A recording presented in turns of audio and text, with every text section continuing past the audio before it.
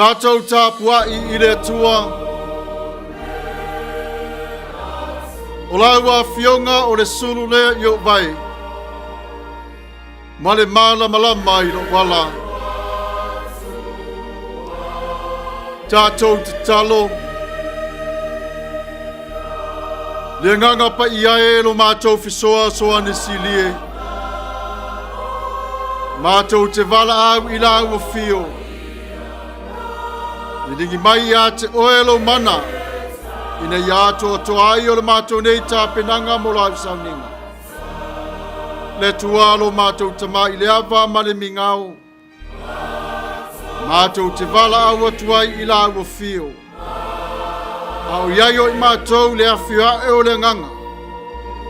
Le tualo mātou tamapa ia. Whapa ia wha manuia mai I le nei sauninga au walatu ia Yesu Keriso. Lo mātou wali I ma le whaola. Amene.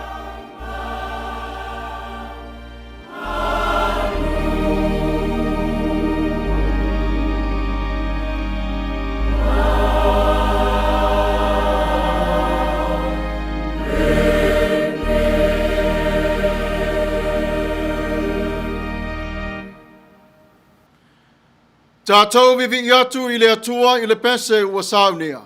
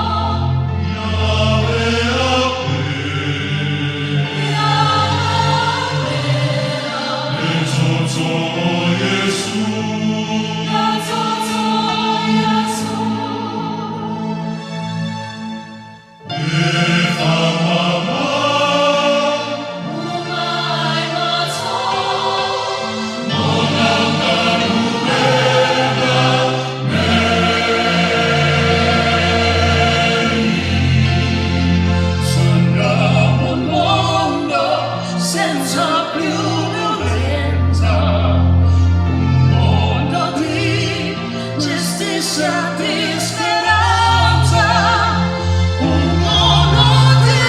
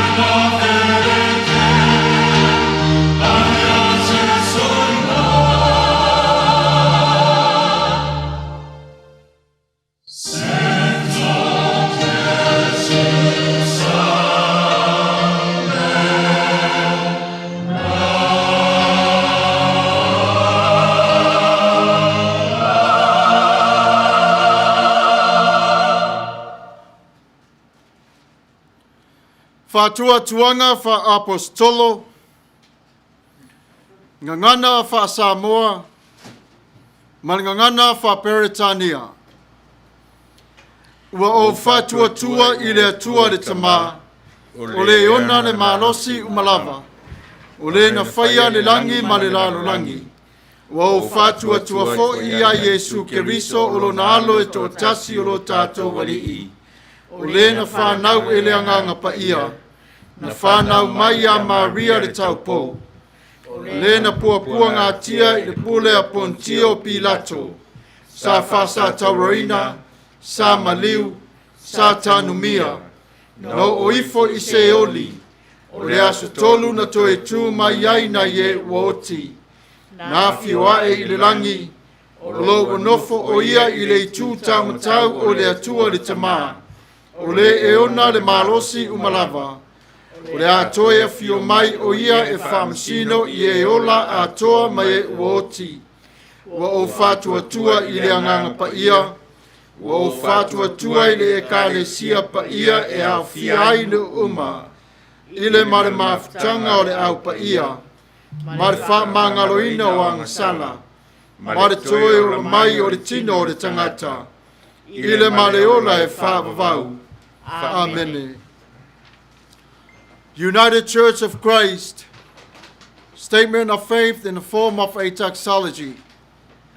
We believe in you, O God, eternal Spirit, God of our Savior Jesus Christ and our God, and to your deeds we testify. You call the worlds into being, create persons in your own image, and set before each one the ways of life and death. You seek in holy love to save all people from aimlessness and sin. You judge people and nations by your righteous word declared through prophets and apostles. In Jesus Christ, the man of Nazareth, our crucified and risen Savior, you have come to us and shared our common lot, conquering sin and death, and reconciling the world to yourself. You bestow upon us your Holy Spirit, creating and renewing the Church of Jesus Christ, binding in covenant faithful people of all ages, tongues, and races. You call us into your church to accept the cause and joy of discipleship, to be your servants in the service of others, to proclaim the gospel to all the world, and resist the powers of evil, to share in Christ's baptism and eat at his table, to join him in his passion and victory. You promise to all who trust you forgiveness of sins and fullness of grace, courage in the struggles for justice and peace, your presence in trial and rejoicing, and eternal life in your will which has no end. Blessing and honor, glory and power be unto you. Amen. Tātou te talo, o le atua lava oe o le amatanga, i le ai se pou liuli i ate oe, e wha maoni lo walofa i ate i mātou, ua vaia lo walofa i ate i mātou i le aso ma le aso, ua suia lo mātou nei ola tuai i le ola fou. Ua mātou, whātase si i atu le whāwhitai e tonu i la uwhio. Ua sa loto i mātou e vivi i atu ma whaitaulanga i ate oe.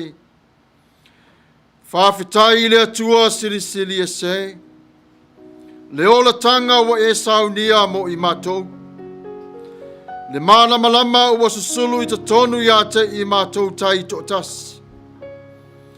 O mea ai ua e fuai, vaienu, fale ta avale marita mao ainga. A wāre tau singa o mātou ainga. A wāre tau se ina le o loa tā ua wa e fuai. Ila malea le e ka le sia. Wa e vala winai mātou te tāpua i atu ai i ate oe. Mātou te whamanu atu I la ufio. Whawhitai o le e tausu pe lava si o mātou wola vai vai. I le mawhana mai o le anganga pa ia I a te I mātou I le aso. Ma le aso. Whawhitai watu ai tanu mai I mātou I le nei aso sa taua. Whamanatu I nai le whioa e o le anganga pa ia o la ufio. E tā pene nai I mātou. Le Pentekosto o loo mua I le vai aso fau. Vi ia lava oe whaapavau lava lo mātou tamā. Whawhitai lo mātou tamā pa ia. Wawa e wala wina I mātou. O lau whanau I le nganga.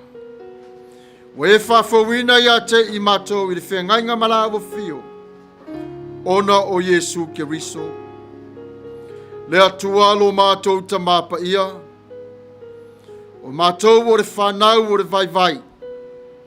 Se mawhaale tonu o mātou o na whai. O mātou o le whanau o whatamala I le sāba vali I le whaatuatua. Wa iei taimi o pā o papa lo mātou tāri tonu. Ona o le whaatala le ma le mana tunatu. O mātou sopo ia le ala le tala whenga I mātou. Ua whai lo mātou loto. E whaamali ai le vaai I le lalolangi. Au wa valai I mātou malawa fio. Whamangalo I mātou le pōliuli. Wa vea le ma whaamalu malu ia te I mātou. Alo iai o le malamalama o la mo fio. Mātou te solo wha iai lo mātou tamapa ia. Whamangalo mai au mna ta tofi o le tala lelei. I so se whata whai taulanga. So se e ka le sia lo tau waswinai le ipuvai o le ola. Le atua lo mātou tamapa ia. O lo e sila fia I mātou o tangata I le ato toa. Le atua lo mātou tama. A fio mai la wa fio ia te I mātou. Ave ese o popo ngā mawhaingta. Le o ona ma le oti o le angsala wa valai I mātou ia te oe. A ia fusia I mātou le whamanatu mai. O le maliu ti ngā o Yesu. Le nei wa mātou o no lai. O mea te se uma wa mātou o na whailo mātou tamapa ia. Wha mole mole e wha mangalo ia te I mātou. I le suafo Yesu Keriso. Wha mangalo ia te I mātou le tau se ino lau o roa taua. Wha mangalo ia te I mātou. Se upu mamafa wa pa u mai o mātou lau ngutu le li ie. E o ti ai o langona lo mātou tamā. Le li ie lo mātou tamā pa ia. Alo whangia I mātou. O mai o le vai vai. A o tu mau le malosi mai ate o e te te atu ai. I le fili mana wha au susonga. Ftai I pea I mātou ma whawhita auli. O whawhita auli e puna mai I loto o le pōli uli to tonu ia te I mātou. Mo whasa se na ai o lo mātou wha atuatua. O te wala au I la o fio.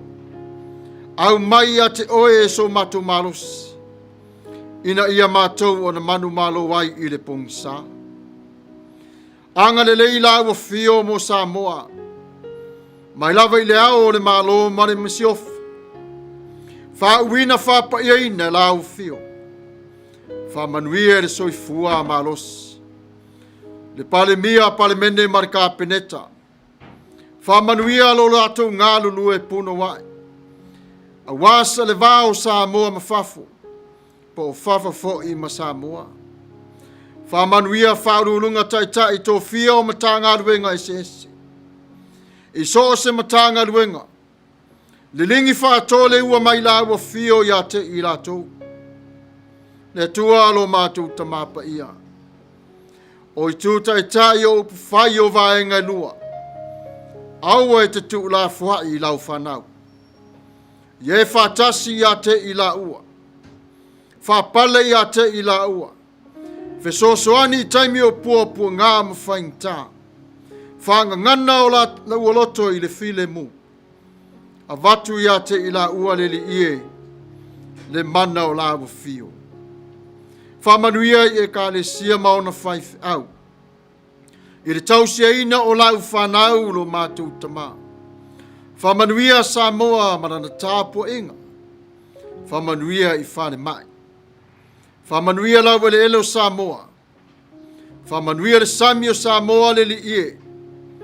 Whamanuia o tangata uma o lo malo. Mātou te tatalo mo tutuila ma manua whamanuia le whainga malo. Mai le kovana ma le sui kovana. Le kapeneta ma le fonoteli. Le lingi manuia ia te I lātou. Whamanuia le siwa whonga o le taia whoula o ekalesia I tūlanga whalope.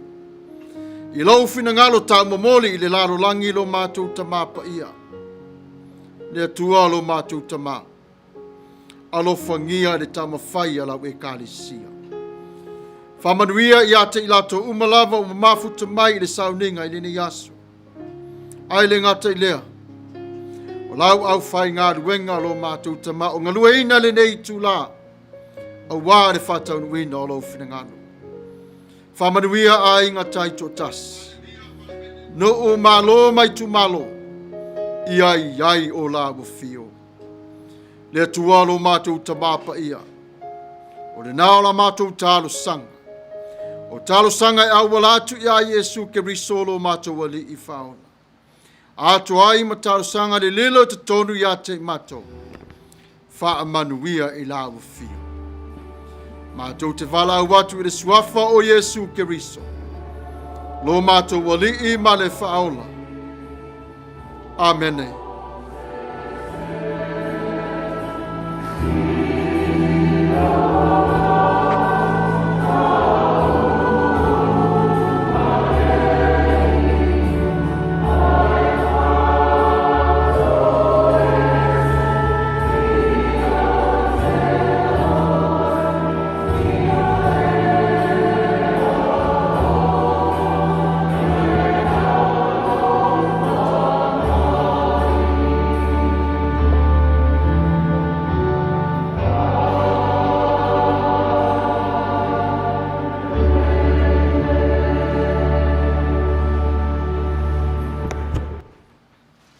Tātou vivi atu I le atua I le pese o wasaunea. Oh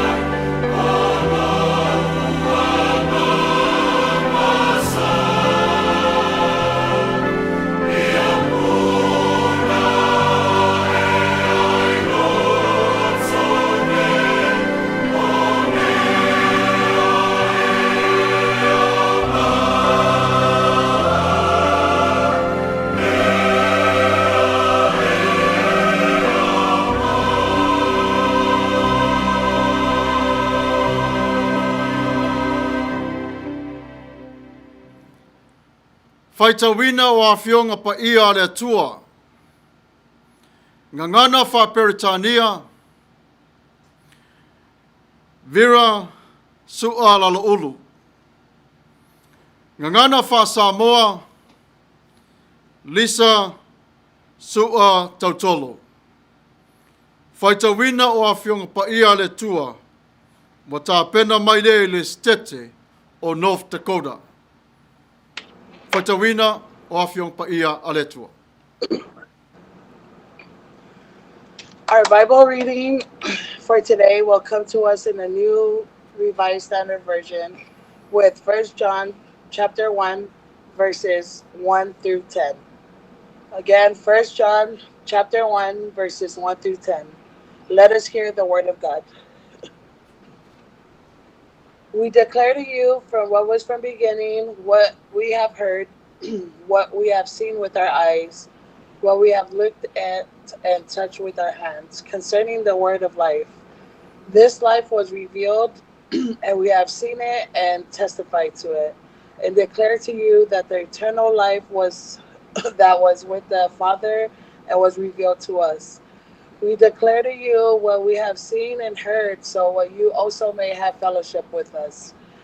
And truly, our fellowship is with the Father and with his Son, Jesus Christ. We are writing these things so that our joy may be complete. This is the message we have heard from him and proclaimed to you, that God is light and in him there is no darkness at all. If we say that we have fellowship with him while we are walking in darkness, we lie and do not know what is true. But if we walk in the light as he himself is in the light, we have fellowship with one another. And the blood of Jesus is his son cleanses us from all sin. If we say that we have no sin, we deceive ourselves and the truth is not in us. If we confess our sins, he is who he is faithful and just will forgive us our sins and cleanse us from all unrighteousness. If we say that we have not sinned, we make him a liar and his word is not in us.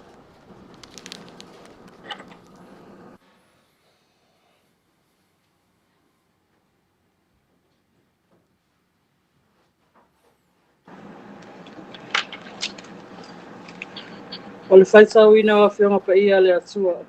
E maua maila le tusi mua Ioane, ma sa upu mua, whai upu mua e whangata mai whai upu sifuru. Whawhonga mai o lau faitauina. O le mea sa iai talo le amatanga, ama tau whalongo iai, le mātou wawa ai atu iai, o mātou mata, le mātou mata ai, le tanga foi o mātou lima, ia le upu o le olo, le whaalia mai foi le olo, le mātou wa ai atu, mātou te moli mau foi iai, o ua mātou ta awatu ia te o tō le ola whaavau, o le nā sa i le toma, a ua whaalia mai ia te mātou. O le meana mātou wa ai iai, o whaalongo iai, mātou te ta awatu mai ia te o tō, ina ia o tō, ma futa whaatasi mai i mātou. O lo mātou ma futa whaatasi foi o ili tama lea atua malona alo Yesu Kiriso.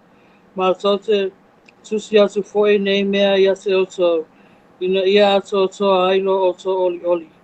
O le nei foi, le whiao na mātou whaalongo mai ia te ia, o mātou whailo atu ai foi ia te oto, o le malama lava le atua, ai lava se po uli o ia te ia. A whai tātou te whai atu, ua tātou ma futa whaatasi mai ia. Ai sabavali i tātou i le po uli, ua tātou pepelo ai.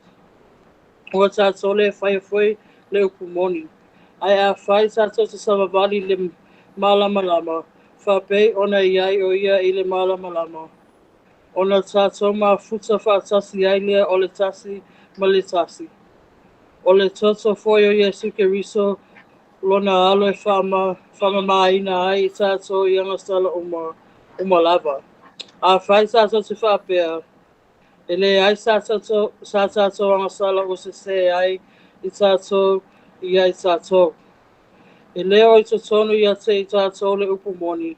Ai a whai tātou te tau atu a tātou anga sala e whamaoni o ia. Ma le ami o tonu e whamangalo ai a tātou anga sala. Ma whamamā ma ia ma iai tātou i ami o le tonu umalava. Pea whai tātou te whapea.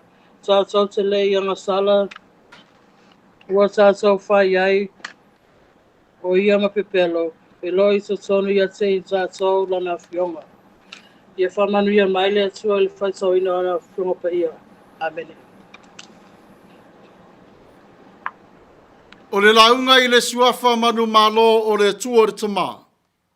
O le tua le alo, o le tua le angang pa ia. O le matua o le launga. O le malama lama mo lana e kalesia. O le malama lama mo lana e kalesia.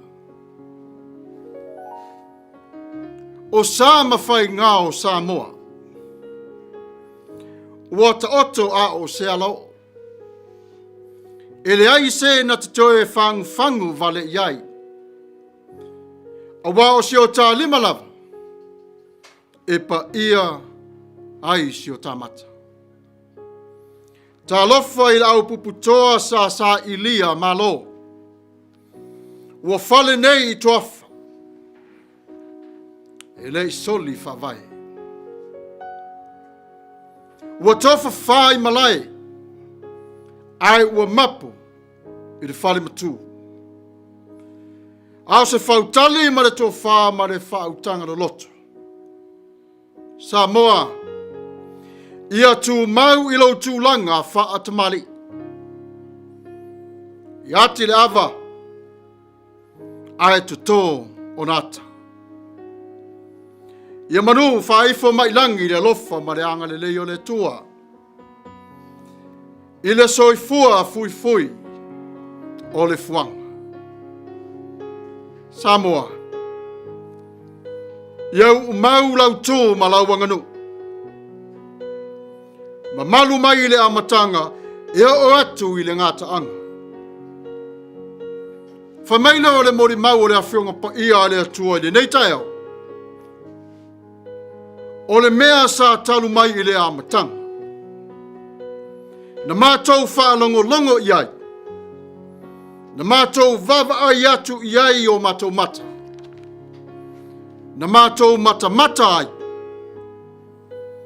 Na tango fo'i o mātou lima i le upu o le ola. O sa mawhainga o Samoa. Ua ta otu a o se alo. O aso o le amatanga. O aso na wha mausali ai o le ta ofi o lo ta whawai. Ina ua hae le tō wha maripoto. Ina i o tātou tua a o tā oto mai tia. O le pa ia nā manmamalu o lo tausi Samoa. A te tonu o le awhionga pa ia le atua e whapea. O le vaaile nā aioane. I le amatanga o le whaavai o le atua. O Yesu Keriso. O le papa o le oratanga. Le ai se tasi na te poutuia, pe suia tu langa fata oto e le tua o le whaavai o le oratanga o le tangata. Whamana tu mai e Ioane, o pa ia i o le tua mai lava i vavau, e o lava i le wha vavau.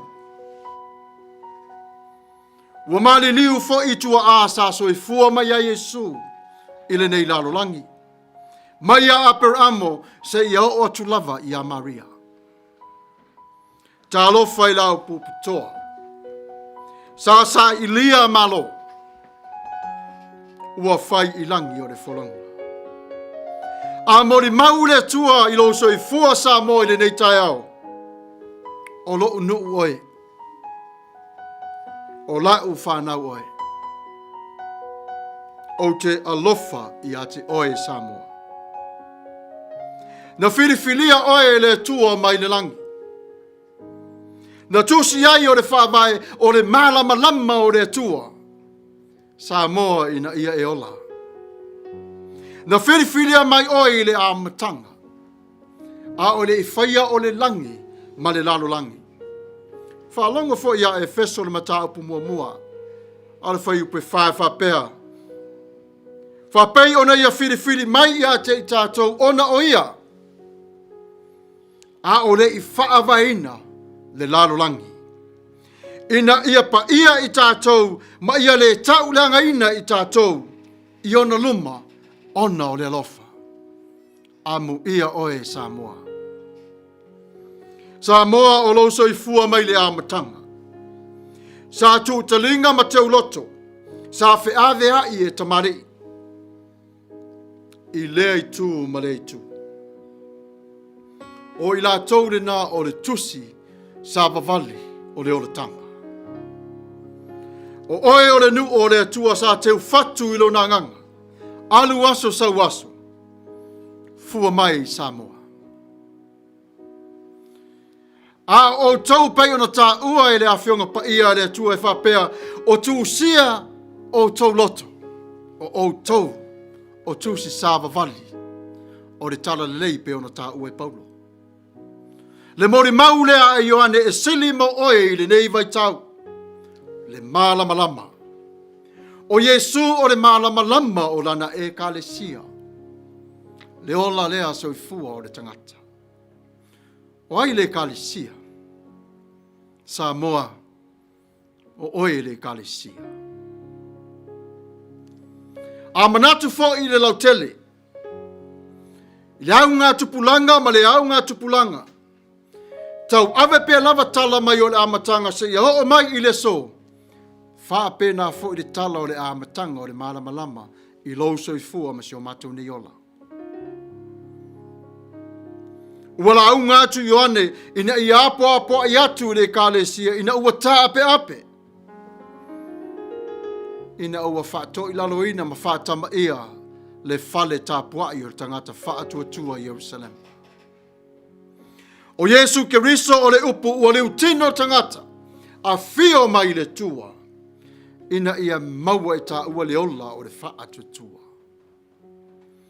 Fe mai Ioane, na mātou whaalongo i a Yesu, na mātou vaai i a Yesu, na tango atu lo mātou lima i a Yesu, moli mawina na vavenga, leau ngā tupulanga i tātou le niva i tātou tele i vaai i a Yesu. Aua tātou ona taliaina ona i le whaatua le moni ma le wha maoni. Pei lava ona moli mau o tātou tua a, Samoa mai vavau. Le amatalia mai o le tātou sāwalinga ma le tua. Le whaavai mai o si o tātou malo Samoa. E o mai lava i le so.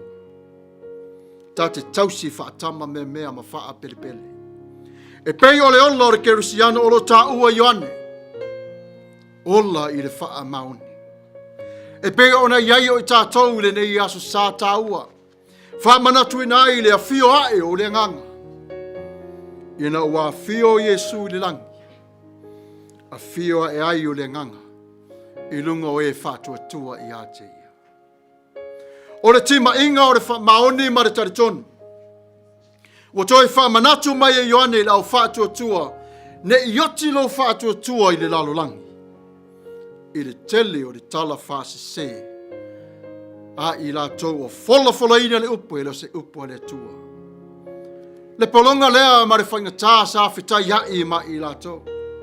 Ai tu ese mai ei o e si fufonga o le tai au fō. Ua e i loa le tua i lo wha tua. Ua e savali fo i le ola ona ua e tali tonu i a Yesu. Ua e vaaia fo i o ngā ruenga le tua i tonu o lau soifua. E te vive i fo. E la ngona mai e le tua o lo si fonga. E iai o perfeta pepelo i le lalo langi nei. Tau mawhai ina ia o ave ese mai ai i tātou i le ola wha atua. Mori mau Ioane whai mai i o tātou tūtū mālolosi. o le atua o le maramalama. E le ai o se pauli uli i a te ia. Na whaia Iesu o vāwenga e tele. Na mata ma mori mauina i ai le to tele o le au so. E ui lava ino tā ua le vaaia ilo tā ua ola, a ua vaaia foi i le taimi te tonu o le olanga. Samoa, tanga i foi i vaenga ne e tolu, o te whaongaina ma le tusi e Ioane.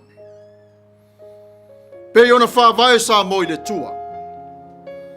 E whapena foi ona whaavae o le tangata i le tua. E pe ona maliu Iesu mo Samoa. E whapena foi na maliu Iesu mo tangata Samoa. Pe ona tai ina ma whapa ia ina i le nganga pa ia. E whapena foi na whapapatisoina i le nganga pa ia o le tangata Samoa.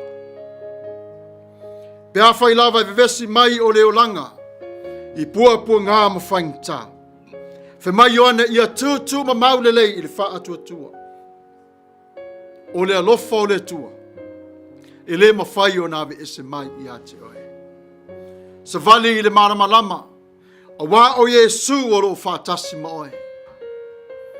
Na tūsia i o ane le nei tūsi. E tō i lunga o le tangata whaatua tua, ina ia whai lea, ma tapa sā o le upu o le malamalama o le sāwalinga. E whaalia e se ai o le e senga o le malamalama ma le paulioli, ina ia malamalama o le tangata whaatua tua. Ma wha malosi au i le e kālesia, ina ua tutupu ae o mea whainga tā ma pua ngā. A o tu mau pe lava le lofa o le tua. Na ia tu sia foi, ina ia wha mauti no ai, i te ngata tari tonu moni o Iesu o le upu o le tua, o le ola lea e wha vau. Ma whesoa soani ai i a te i tātou, a o iai o i tātou i pua ngā mwhaingata, whetā iai ma le olanga. E ei taimi wa whete nai i lo tātou wha atua tua, whesiringia fo i lo tātou tari tonu. Le telo tus tu singa. E pei ona iai o le awata mamai o le tus pa ia pe ai se a le ese senga o nei vaenga. O le tali. E ese umalava lo tau mai i le tua i le wha atua tua. E le tutusa fo i ringa lue e le tua i lo so i fua ma lo uola i le wha atua tua. Ai tā te tau mo whai pe lava. Ina i o tā maua le fina ngalo le tua o le upu o le ola. Na tala ina Ioane le nei tusi. E mua lava le lofa o le tua i le ekalesia. Pe ona te talo Iesu le tua lo ta mai. Te ngata ne e au mai i a te au, pui i a te i lato. Ai le o le lalolangi i ato. Si whafonga o le tai au fo. Mā lo whai o le whaiva. I te māma tina. Whamanuia le tua i la au tau ngā ruenga whita. Le tupulanga o si whafonga o le tai au fo. Amerika ma le lalolangi atoa. Tau iwi. E a lofa le tua i a te oe. Po whea lava e te iai. E iai le tua i a te oe. Le taimi na malanga ai Iesu molo nao so. Mo whai ola na malolonga. O so wha ia le waa. E le wha te le lava. Wala tau whangu i a Iesu. Iesu. O le amale le moi matou. Po taimi wale lei o taimi o whaing ta. E iai Iesu i a te oe. O le ata wha ai loa le nā. Po o whea lava o le lalolangi e te iai. Mai Iesu. O te wha atasi mai iai pe lava. I a te oe. I taimi uma o lo wala. The light for his church. 1 John was written by John, one of Jesus' disciples. He was probably the disciple whom Jesus loved dearly, along with Peter and James. He had a special relationship with Jesus. This letter was written between 85 and 90 from the epistles. And all these letters was written from Ephesians at the time. But the Bible always called this, is known as short epistles of letters from John. Before John realized the trouble that the church in Jerusalem went through, John's exile to the island of Patmos is revealed in the book of Revelation. Why are we talking about this? But that's the foundation of the beginning of our walk with Christ as light in our lives. Jerusalem had been destroyed in the 70s, and Christians were scattered together throughout the empire. By the time John wrote this letter, Christianity has been around for more than a generation. It had faced and survived several persecutions. John wrote this letter to put the believers back on track, to show the difference between the light and darkness, and to encourage the church to grow in genuine love for God and for one another. He also wrote to assure true believers that they passed through eternal life with Jesus Christ himself, and to help them to know that their faith is genuine, so they can enjoy all the benefits of being God's children: love, peace, and joy.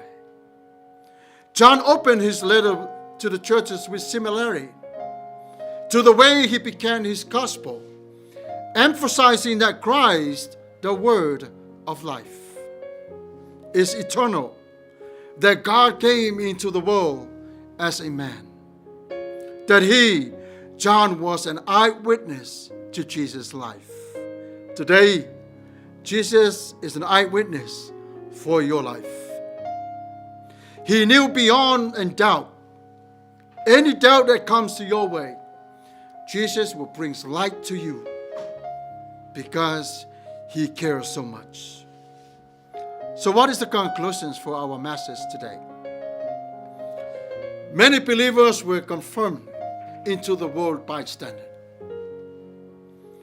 failing to stand up on their own Christianity faith. Tasting the world is so sweet like a honey, and neglect their love from God. Neglect God because they enjoy what they were doing. But Jesus called all the believers back to him with love and kindness. I will give you the invitation at this time is to make things right with God. And this is what the Bible says, the verse 9. If we confess our sins, he who is faithful and just will forgive us our sins and cleanse us from all unrighteousness. All you have to do is just come to Christ. I am sorry for my sin. Please forgive me. Please accept me. I will make you Lord, Savior for my life. This whole message means nothing if we don't make that relationship with Christ. Family, it is difficult. However, many people admit their faults, and so do us.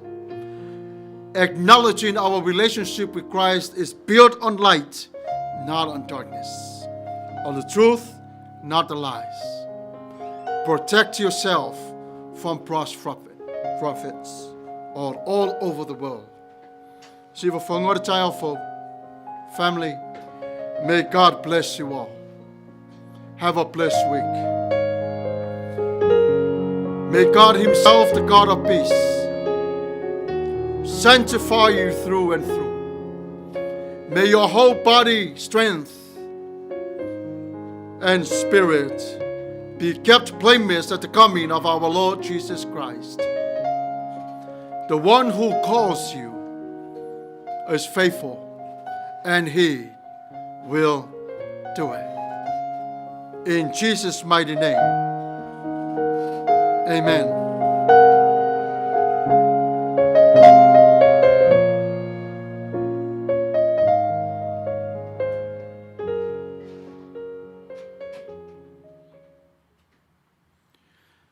Tātou vivi atu i le atua i le pese ua saunia.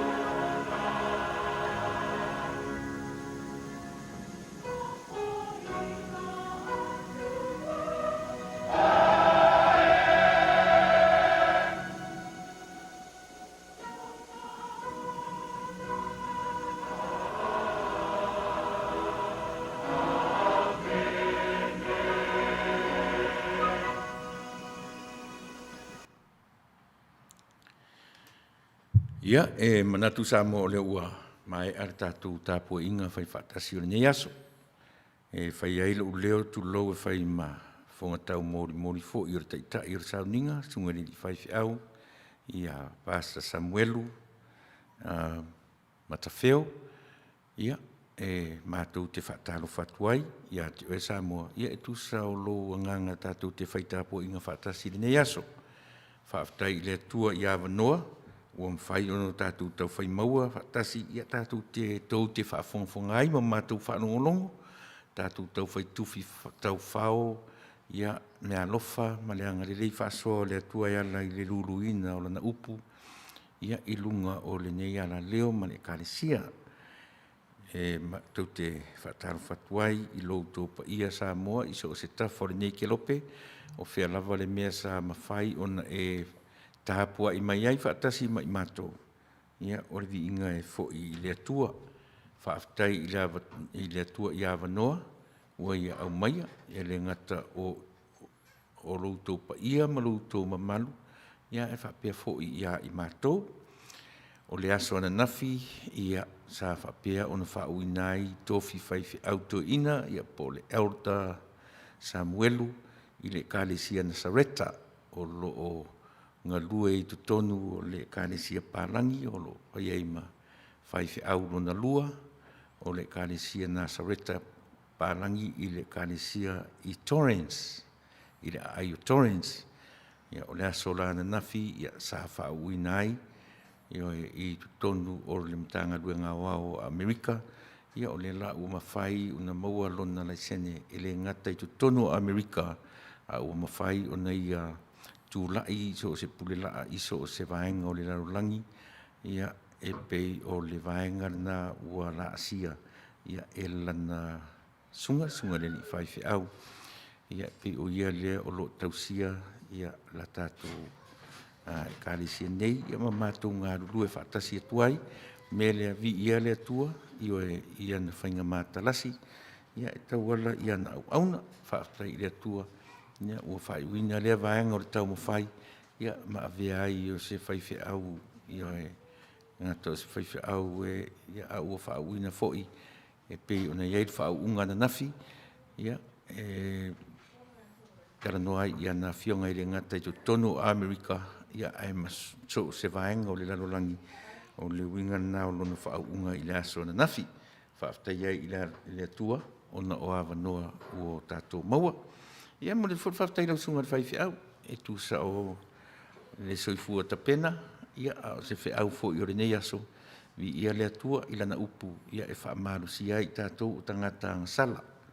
Melea, ia e Samoae, le atu nuu au whaafonga mai, manuia tele, ia e le tapena atu i le nawa ia so fau o whaamaru mai i whi au mga ruenga. Ia iai le alofa ma le anga le lei o le atua, i le ngata fo i lea o tātou atu nuu o Samoa, ia ai o iai ve singa i le nei vai tau sa i linga o se malo fou, ia maso tai.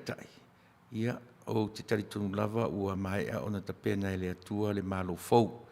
I le tue tau whai atu se tala, ia manuia lo tau tūlai mai, ia o le aso, lea o le amawai, ia le whai unga o whamasinonga, ia ma se tala e whaafia ma whaamuta i nai mea o lo vesi ai lo tātou atunu e le tu la fo ia e le atua lau Samoa.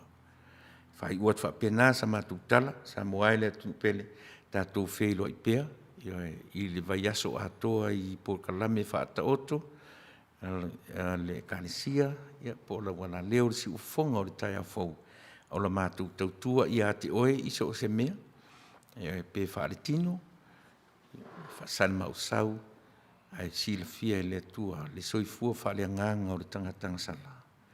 Mātou te whapea tuai, manuia tele le nei aso sa, ia malinawa i aso o whaamanu mai, li sua whaamanu malo, ni ingalo ia te au, ia o nei au whaipese, maula tu whaiwalo filima, o mātou whaongaina, ina ia atoa ai le tātou tāpua inga ia sa te tasi, le amatalotu e pei o na amtai ia sa te tasi o le Kalesia e whakasa mai Hutt Valley, e o lato te penaina ia le amatalotu, tari tatalo, ia o le awhaipese ma le Kalesia e whakaasa in uli, ia Amerika Samoa, ia ma au whaipese sa whiangai ma vi inga o le atua le nei aso, o le korisi whaafaife au i Malua, ia ma le korisi whaafaife au i Kanana Fou, me lea i le mwhaia ono mātou whaangaluina le whaalau i loa i lato ia mōlo tō sila fia pea, e le whaingofie, e le vaenga o le au asafo, ia ma i lato o lo langina vi inga o le atua, o le mātou ngaruenga, e le ngata o le mātou whangaina e atoa i ailo le tātou vi inga iaso teitasi, a o le mātou ngaruenga foi, e whaai loa la ratu i o ratu whaiwalo. Filima manuia tele, le nei aso sa Samoa. Toi fua, mai manuia. Tātou whai ui le talo. Le tualo mātou ta mapa ia. Whamanuia lau e Kalesia lo ta ape masala lau solo i le lalo langi atoa. Sewa fonga o le tai au fau. Whamanuia lo lato misiona le tala ine o lo finingalo. Pui pui ia te i lato. Ina ia malu pui pui ai le lalo langi atoa. I le tala le lei mai a te oe. Whau pengaina e lawa fio i lato. Talo sanga mai a inga malunga o ala tele vavave. Le ngata i lea o le lau le elo le sāwalinga. I le suafa o Yesu Keriso. Lo mātou wali i whaola. Amen.